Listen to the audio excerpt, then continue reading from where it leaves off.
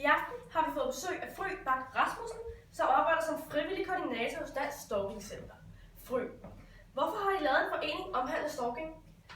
Det startede helt tilbage, da vores direktør hun selv blev stalket i 2007, og hun opdagede i forløbet, at der ikke var særlig mange, der vidste noget om stalking. Politiet vidste ikke, hvad de skulle gøre, da hun henvendte sig, og så derfor har hun oprettet en forening til at hjælpe de påsatte med at få hjælp og psykisk hjælp og råd og vejledning.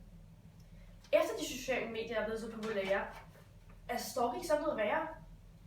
Det er klart, at gennem de sociale medier er det nemmere at stalke, når man har Tinder, Facebook, Snapchat osv.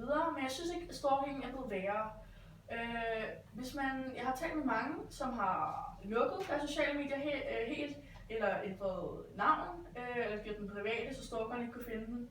Men hvis man sletter sine sociale medier, så kan stalkeren meget hurtigt finde nye måder og metoder til at stalke dig. For eksempel dukke op på din adresse, sende gaver, breve, kærlighedserklæringer osv. Så ja. Hvor går grænsen fra bare at observere til rent faktisk at stalke? Grænsen går ved, at du gentagne gange kontakter personen, som ikke gider have, at du kontakter dem. Altså hvis du for eksempel observerer en profil på Facebook, kan det måske ikke virke lige så grænseoverskridende, fordi de måske ikke ved det.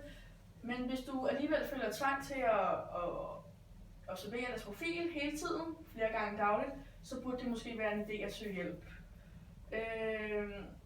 Det er også stalking, hvis du sender sms'er, sender gaver, søger deres familie eller venner, så er det også stalking.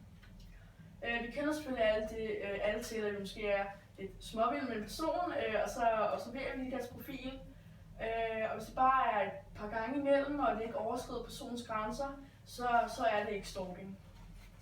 Fry, hjælper I også selve stalkeren? Ja, det gør vi. Det er rigtig, rigtig vigtigt, at vi også hjælper selve stalkeren.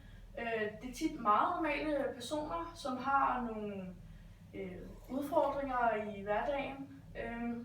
Ja, så er det også rigtig vigtigt, at vi hjælper dem, så redder vi måske en eller flere udsatte ofre. Så. Mange tak, fordi du ville komme i aften, Fry. Det var rigtig godt at se dig.